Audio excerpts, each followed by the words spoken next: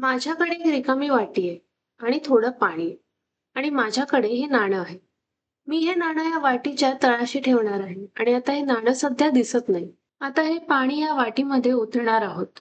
या टप्प्यावर तुम्ही अंदाज लावू शकता का की सर्व पाणी ओतल्यानंतर आपल्याला हे नाणं दिसेल की नाही? आपण हा प्रयोग करून बघूया. तर आता तुम्हाला हे नाणं दिसतंय. हे आश्चर्यकारक आहे. सुरुवातीला नाणं अदृश्य होतं. आपली वाटी त्याच जागेवर होती. पण आता आपल्याला नाणं दिसतंय. हे कसं शक्य आहे? याबद्दल विचार करा. ठीक आहे. तर जेव्हा मी या वाटीत पाणी ओतते, तेव्हा आपल्याला नाणं का दिसतं? चला, ही मांडणी काढूया आणि काय होतं हे समजून घेण्याचा प्रयत्न करूया. तर इथे आपण पाहतो की हे रिकामं भांड आहे आणि हा आपला डोळा आहे आणि इथे नाणं आहे. तर आपण जेव्हा सुरुवात करतो तेव्हा भांड रिकामं होतं. जेव्हा भांड रिकामं असतं तेव्हा आपल्याला नाणं दिसत नाही. तर तिथे काय होतं? त्या नाण्यावरून परावर्तित झालेल्या सर्व प्रकाश किरणांपैकी एकही किरण खरोखर आपल्या डोळ्यांपर्यंत पोहोचत नाही. हा प्रकाश किरण आपल्या डोळ्यांपर्यंत पोहोचला असेल, पण तो भांड्याच्या एका बाजूनी अडवलेला आहे. त्यामुळे जेव्हा भांड रिकामं असतं तेव्हा आपल्याला नाणं दिसत नाही. पण जेव्हा आपण या भांड्यात पाणी ओततो, तेव्हा त्या नाण्यावरून परावर्तित झालेला प्रकाश किरण पाण्यातून प्रवास करतो. मग तो माध्यमातील बदलातून जातो. तो पाण्यातून हवेत प्रवेश करतो आणि प्रकाश वेगवेगळ्या माध्यमातून वेगवेगळ्या वेगाने प्रवास करतो.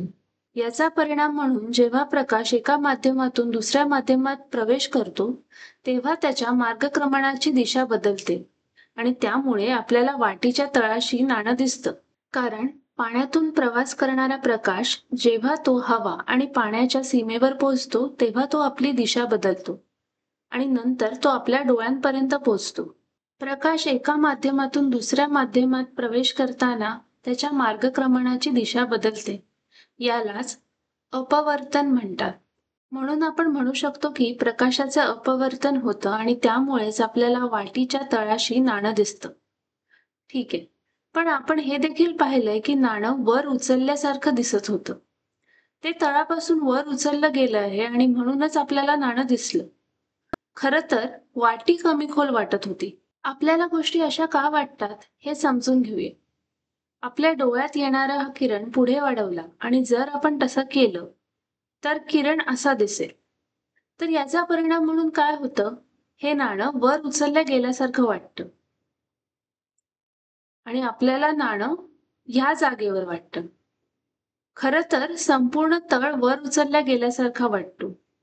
म्हणून आपण पाहतो की भांड्याची किंवा बादलीची खोली देखील भांड्यात पाणी नसताना असलेल्या खोलीपेक्षा कमी वाटते. तर थोडक्यात सांगायचं तर जेव्हा प्रकाश एका माध्यमातून दुसऱ्या माध्यमात प्रवेश करतो, तेव्हा प्रकाशाच्या मार्गक्रमणाची दिशा बदलते आणि ह्यालाच अपवर्तन म्हणतात. आणि आपण आपल्या आजूबाजूला अपवर्तनाची अनेक उदाहरणं पाहू शकतो. जेव्हा आपण एका ग्लासमध्ये पेन्सिल ठेवतो, तेव्हा ती अशा प्रकारे मध्ये तुटलेली दिसू शकते. बरोबर? बरं, ती खरोखर तुटलेली नसते. जेव्हा असं दिसतं तेही अपवर्तनामुळेच आहे. ध्रुवीय अस्वलाच्या या चित्राकडे पहा. असं दिसतंय की ध्रुवीय अस्वल मध्ये तुटलेलं आहे. पण आपल्याला माहिती आहे की हे शक्य नाही. खरं तर हेही अपवर्तन आहे. तुम्हाला तुमच्या आजूबाजूला अपवर्तनाची अशी अनेक मनोरंजक उदाहरणं सापडतील. या व्हिडिओसाठी इतकंच. पाहिल्याबद्दल धन्यवाद.